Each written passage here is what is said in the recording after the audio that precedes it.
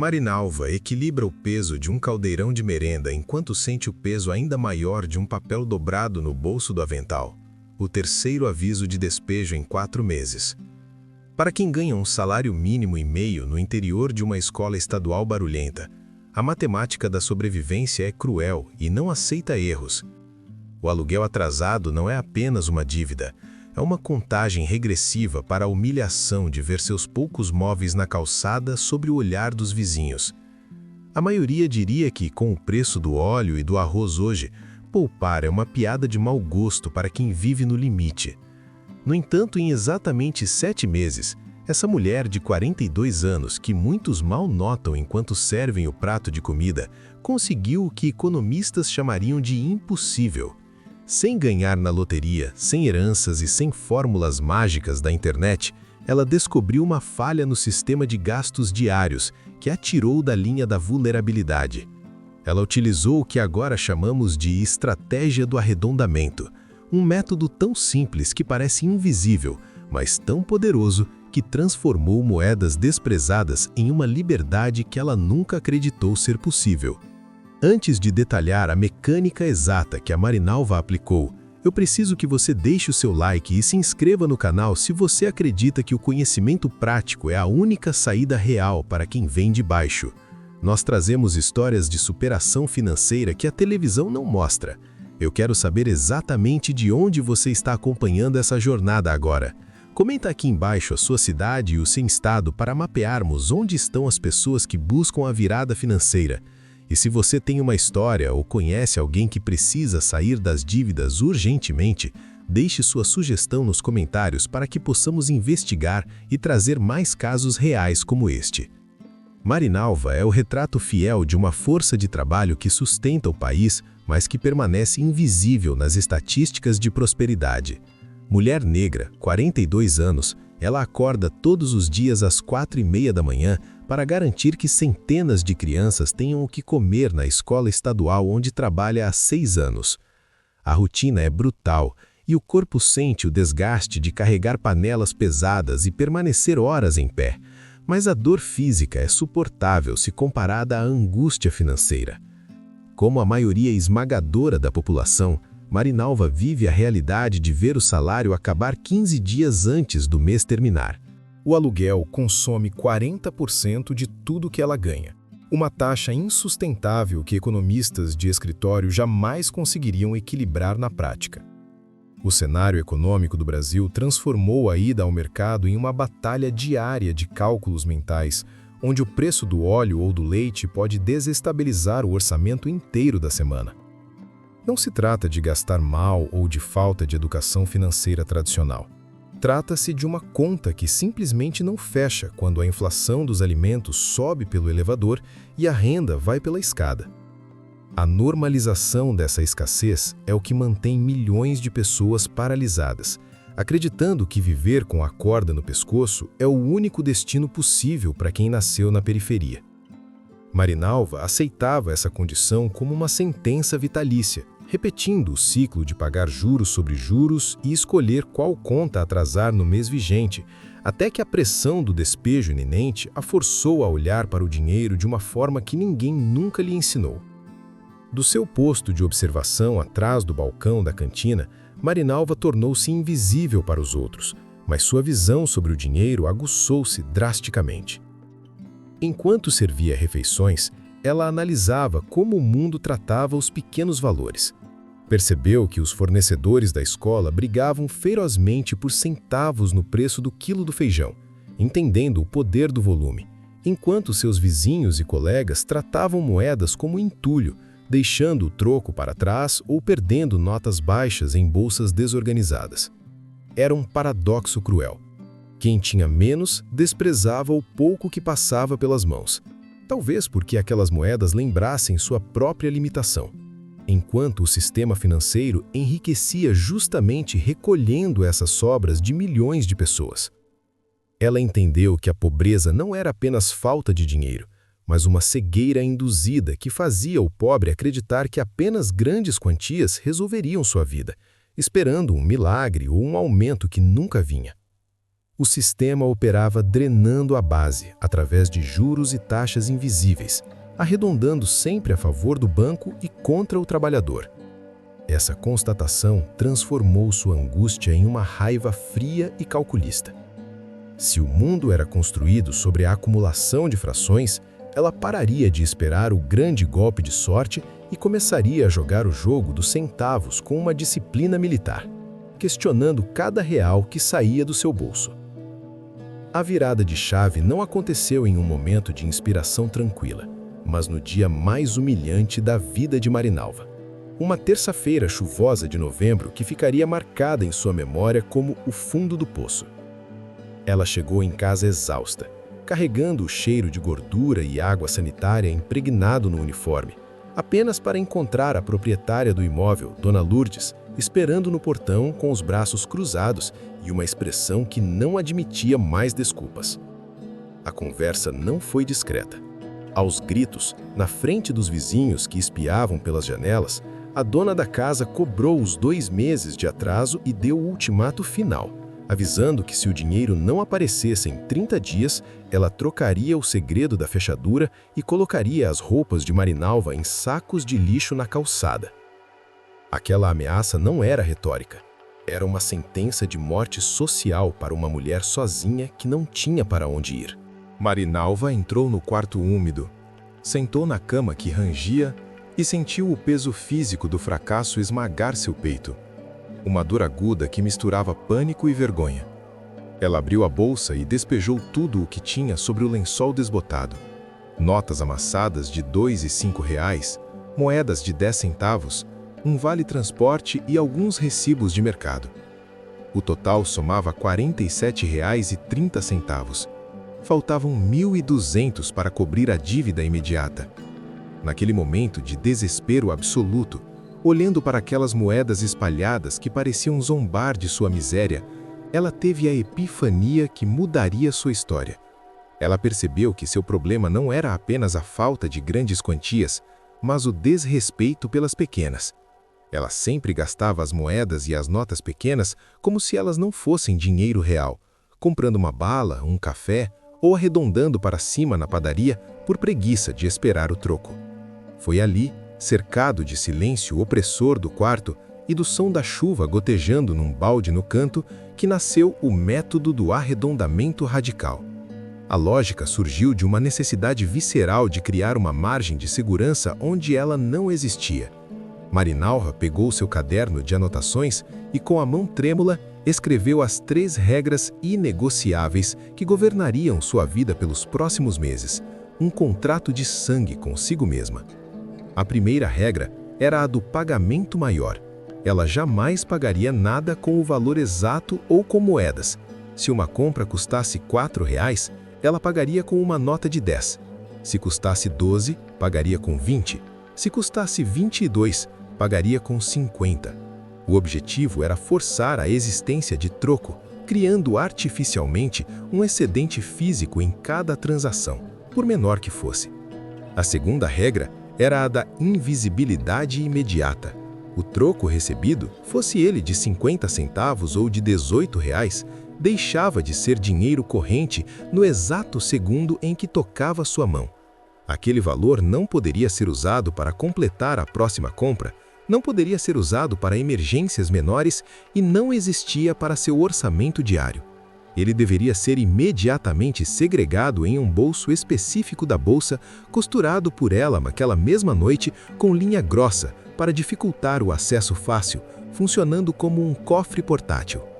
A terceira regra era a do arredondamento fantasma para gastos fixos. Ao anotar as contas no caderno, Marinalva decidiu mentir para si mesma sistematicamente. Se a conta de luz vinha R$ 72, ela anotava 100 no orçamento e separava os 100. A diferença de R$ 28 sumia para o fundo de reserva.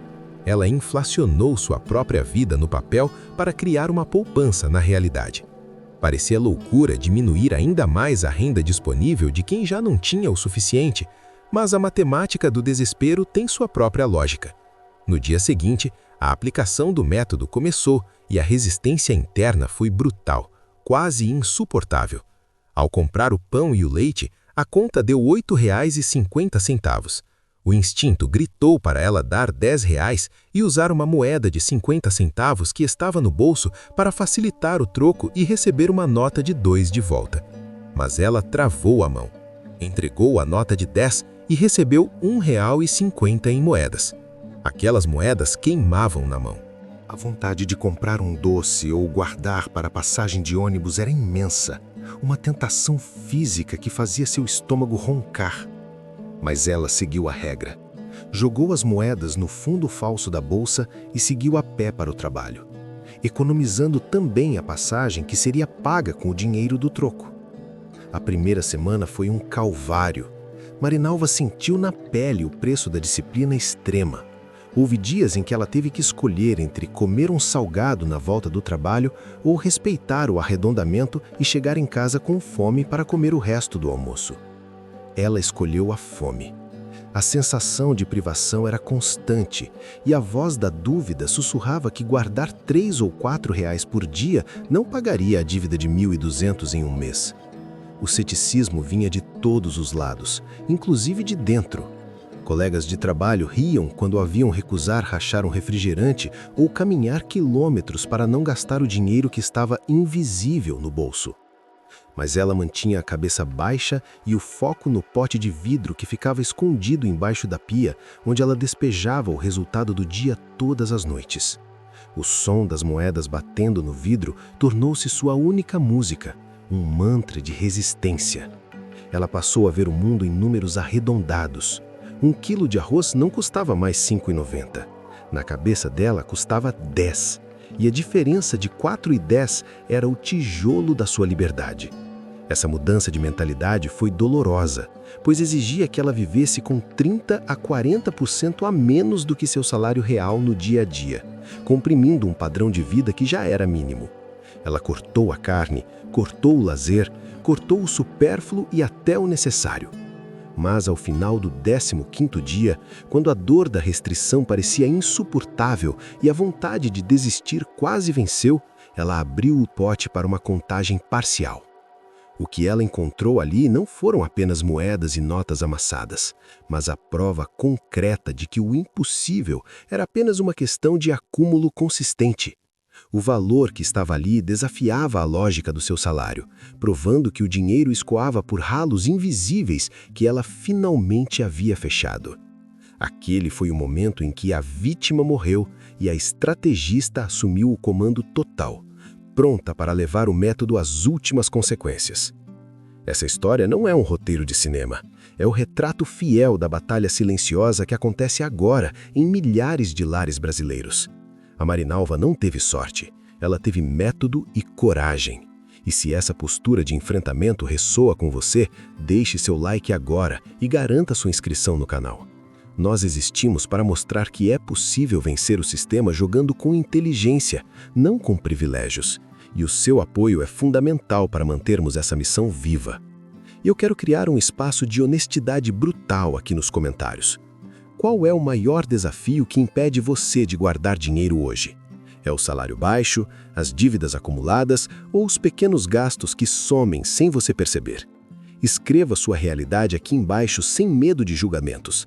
Ler o relato de outras pessoas é a melhor forma de entender que você não está sozinho nessa guerra diária. E continue assistindo com atenção máxima, porque na próxima parte eu vou revelar os números exatos do caderno da Marinalva. Você vai ver a progressão matemática mês a mês que transformou simples moedas de troco na liberdade do aluguel, provando definitivamente que a consistência vence a intensidade. A primeira vitória real não foi financeira, foi psicológica, mas os números logo começaram a confirmar que a loucura de Marinalva tinha método. Ao final do primeiro mês, o caderno de anotações, antes um registro de derrotas, mostrava uma nova realidade. O pote da invisibilidade acumulou R$ 342 apenas em trocos arredondados e sobras forçadas. Somando isso à economia gerada pelo corte brutal de gastos supérfluos, Marinalva conseguiu juntar R$ 600. Não era o suficiente para quitar a dívida total com Dona Lourdes, mas foi o suficiente para chegar na proprietária com metade do valor em dinheiro vivo e renegociar o restante. Aquele ato de pagar, de entregar notas que ela suou para esconder de si mesma, gerou uma descarga de dopamina mais forte do que qualquer compra que ela já tivesse feito. Ela sentiu pela primeira vez em anos que estava no controle. No segundo mês, a estratégia do arredondamento evoluiu de uma tática de defesa para um ataque agressivo. Marinalva percebeu que apenas arredondar o que gastava não seria rápido o suficiente. Ela precisava gastar para arredondar, mas gastar com inteligência. Ela começou a aplicar o método no atacado. No mercado, em vez de comprar 1 quilo de feijão por vez, ela juntava o dinheiro de 2 semanas e ia ao atacarejo longe de casa. A conta que daria 150 no mercadinho do bairro saía por 110. No caderno, ela anotava os 150 originais e jogava a diferença de R$ 40 direto no pote. Ela transformou a busca por ofertas em uma profissão paralela. Cada promoção de leve 3, pague 2 não era uma oportunidade de consumir mais, mas uma oportunidade de converter o desconto em dinheiro físico para o cofre. A mente dela operava agora em modo de escassez estratégica. Ela vivia como se ganhasse um salário mínimo, mesmo ganhando um pouco mais, e a diferença era sagrada. No terceiro e quarto mês, a transformação física do ambiente de Marinalva começou a incomodar quem estava ao redor. Ela parou de aceitar convites para churrascos, onde teria que contribuir com a carne e a bebida. Parou de participar dos amigos secretos da escola. Passou a levar marmita todos os dias, recusando-se a gastar R$ 10 na cantina ou na padaria. A resistência social foi feroz. As colegas de trabalho começaram a chamá-la de tio Patinhas e mão de vaca. Diziam que ela estava ficando doente, obcecada, que dinheiro foi feito para gastar e que caixão não tem gaveta. Ouvir isso doía. A pressão para pertencer, para consumir e mostrar que podia, era uma força gravitacional constante. Houve noites em que ela chorou de raiva, querendo pegar o dinheiro do pote e comprar uma pizza, uma roupa nova, qualquer coisa que a fizesse sentir normal novamente. Mas então ela olhava para as paredes descascadas da casa alugada e lembrava que aquela normalidade era a jaula onde ela estava presa. Ela engolia o choro, comia arroz com ovo e depositava mais R$ 5 no pote. No quinto mês, os números saltaram exponencialmente. Marinalva, já adaptada à vida frugal, decidiu acelerar. Ela usou seus finais de semana não para descansar, mas para produzir. Comprou ingredientes no atacado, arredondando o custo para cima no caderno, e começou a fazer bolos de pote para vender na vizinhança. Mas a regra do método era implacável. Todo o lucro das vendas não entrava no orçamento da casa. Ele era considerado troco e ia direto para o fundo de liberdade. O dinheiro do bolo não pagava a conta de luz. Ele comprava o futuro. Com essa renda extra sendo integralmente poupada, o pote de vidro ficou pequeno. Ela precisou trocá-lo por uma caixa de sapatos reforçada com fita adesiva escondida no fundo do guarda-roupa. Ao final do sexto mês, a contagem revelou um montante que fez as mãos de Marinalva tremerem. Ela havia acumulado entre arredondamentos, cortes de gastos e vendas de bolo a quantia de R$ 7.800. Para quem vivia no vermelho 6 meses antes, aquilo parecia uma alucinação. Foi no sétimo mês que a decisão ousada aconteceu, o momento que definiu a saída do ciclo da pobreza.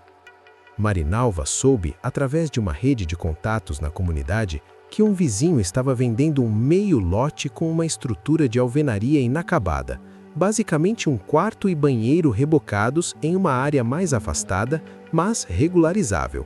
O homem estava desesperado por dinheiro rápido para resolver um problema de saúde na família e pedia R$ 10.000 à vista. O valor de mercado era pelo menos 15 mil. Marinalva tinha quase 8. A lógica tradicional diria para ela esperar, juntar mais, financiar um carro para ir trabalhar ou comprar móveis novos. Mas o método do arredondamento havia mudado seu cérebro. Ela não via o conforto imediato, ela via o custo de oportunidade. Continuar no aluguel significava queimar R$ 700 todo mês. Comprar aquele barraco significava eliminar sua maior despesa fixa para sempre. Ela foi até o vendedor. Com a frieza de quem negociou centavos por 200 dias, ela colocou os R$ 7.800 em notas de 50 e 100 na mesa da cozinha dele. Disse que era tudo o que tinha, dinheiro vivo, na hora, sem bancos, sem espera. A visão do montante físico tem um poder psicológico que transferências bancárias não têm. O vendedor, pressionado pela urgência, aceitou a oferta com a condição de que ela assumisse a documentação no cartório. Naquele dia, Marinalva não comprou uma mansão. Ela comprou 4 paredes de tijolo exposto e um telhado de amianto em um bairro sem asfalto. Mas ao assinar o recibo de compra e venda, ela fez a transição mais importante da vida financeira. Ela deixou de ser inquilina para ser proprietária. A resistência social atingiu o ápice. As mesmas pessoas que a criticavam por economizar agora diziam que ela era louca por ir morar no meio do mato, em uma casa sem acabamento. Vai sair do aluguel para morar num pombal, diziam. Marinalva não respondeu com palavras. Ela respondeu com a mudança. No final do 7º mês, ela entregou as chaves para Dona Lourdes. Não havia mais dívidas, não havia mais aluguel. A casa era feia, pequena e longe, mas era dela. E cada real que antes ia para o aluguel, agora sobrava livre em sua mão, tornando o método do arredondamento não mais uma tática de sobrevivência, mas uma ferramenta de construção de riqueza acelerada. Ela havia provado, matematicamente, que o sacrifício temporário do conforto é o preço inevitável da liberdade permanente. A mudança de endereço de Marinalva não foi apenas uma conquista pessoal. Foi um evento sísmico na microeconomia daquele ecossistema escolar.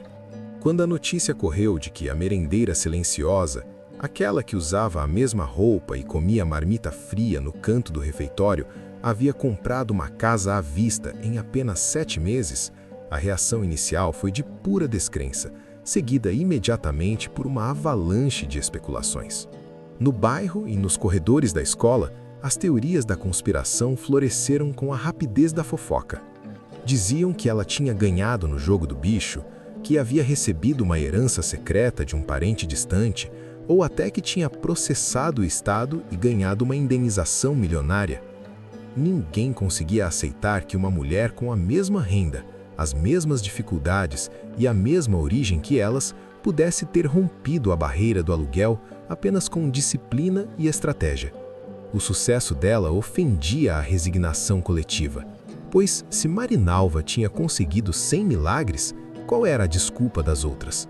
Essa curiosidade agressiva, no entanto, logo se transformou em uma peregrinação em busca de respostas. A primeira a quebrar o orgulho e perguntar a verdade foi Solange, uma auxiliar de limpeza de 30 anos, mãe solo de 3 filhos, que vivia afogada nos juros rotativos do cartão de crédito. Solange encurralou Marinalva no vestiário, exigindo saber qual era o esquema.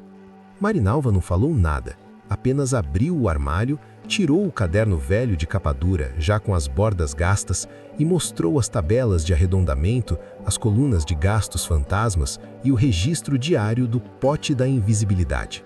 Solange olhou para aqueles números rabiscados a caneta azul e vermelha e, pela primeira vez, viu uma saída que não dependia de bancos nem de sorte. Naquele dia, no intervalo do almoço, Marinalva deu sua primeira aula. Não foi em um auditório, mas sentada em caixotes de plástico nos fundos da cozinha, cercada pelo cheiro de alho e cebola. Ela explicou a Solange e a outras 2 mulheres que se aproximaram timidamente que o segredo não era o quanto elas ganhavam, mas o quanto elas conseguiam esconder de si mesmas antes que o sistema tomasse de volta. O método do arredondamento, batizado informalmente ali mesmo, começou a se espalhar como um vírus benigno entre as mulheres da comunidade. O que começou com 3 ouvintes transformou-se em poucas semanas em um movimento silencioso de empoderamento financeiro feminino. Elas criaram um grupo de WhatsApp não para mandar correntes de bom dia, mas para compartilhar as vitórias do dia. A dinâmica era simples e poderosa.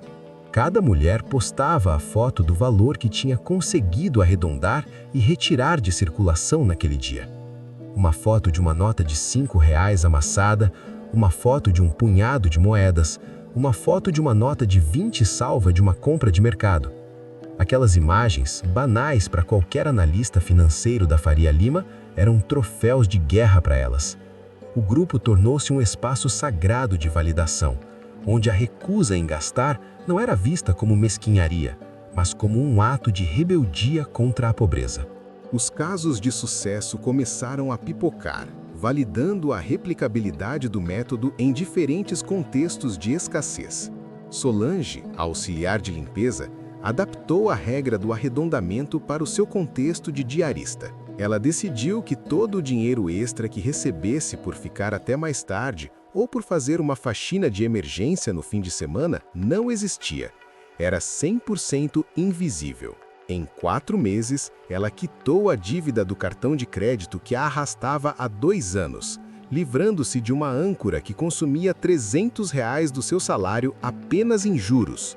A sensação de ver a fatura zerada foi tão libertadora que ela chorou no meio do serviço, incapaz de acreditar que tinha se livrado da escravidão bancária usando apenas o dinheiro que antes escorria pelos dedos. Outro caso emblemático foi o de Dona Neide, uma senhora de 55 anos que vendia cosméticos por catálogo. Inspirada por Marinalva, ela instituiu a regra de que todas as moedas e notas de R$2 e R$5 recebidas das clientes seriam confiscadas para o seu pote da liberdade. Neide tinha um sonho antigo de visitar a neta que morava no norte do país, mas nunca sobrava dinheiro para a passagem de ônibus, que dirá de avião. Após 5 meses de arredondamento radical, ela não só comprou a passagem aérea à vista, como também levou presentes para a neta. Tudo financiado pelo dinheiro pequeno que antes ela usava para comprar pão de queijo ou recarregar o celular sem necessidade. A viagem de Dona Neide tornou-se uma lenda no bairro, a prova definitiva de que o método funcionava para qualquer um que tivesse a coragem de respeitar os centavos. O impacto comunitário transcendeu o dinheiro.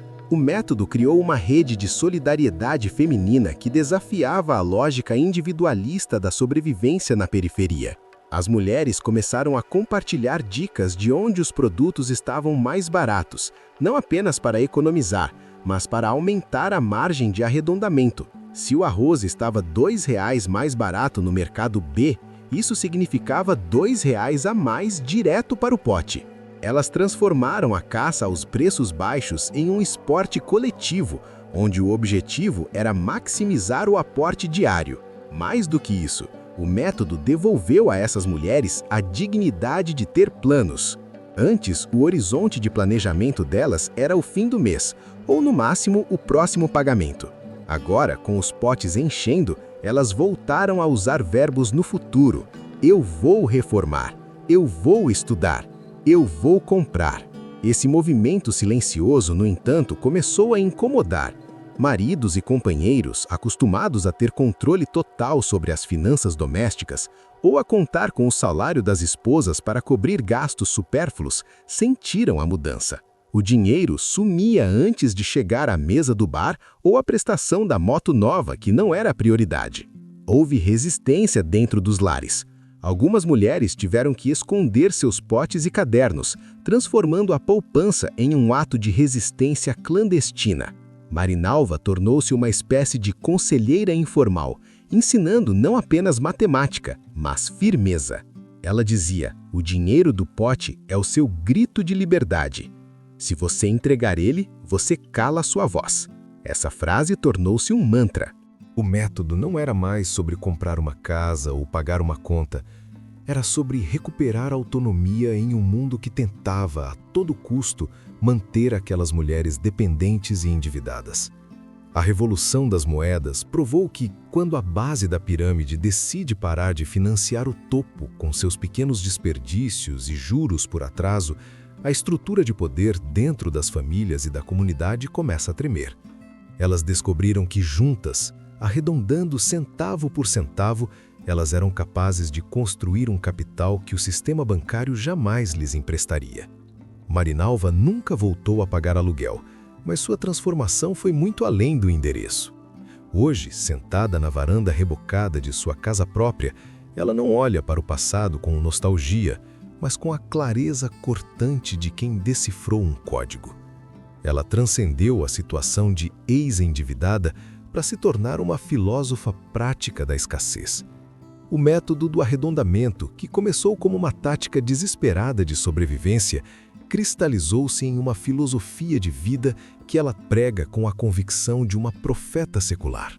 Para Marinalva, o dinheiro não é apenas moeda de troca, é tempo de vida materializado.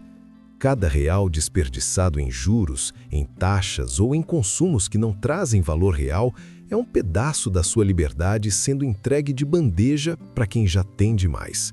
A crítica dela ao sistema financeiro tradicional é devastadora e cirúrgica.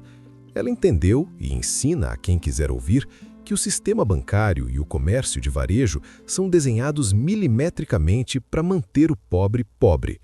As parcelas que cabem no bolso, os cartões de crédito sem anuidade, os empréstimos fáceis no caixa eletrônico, tudo isso é uma armadilha sofisticada para drenar a riqueza da base antes que ela possa se acumular.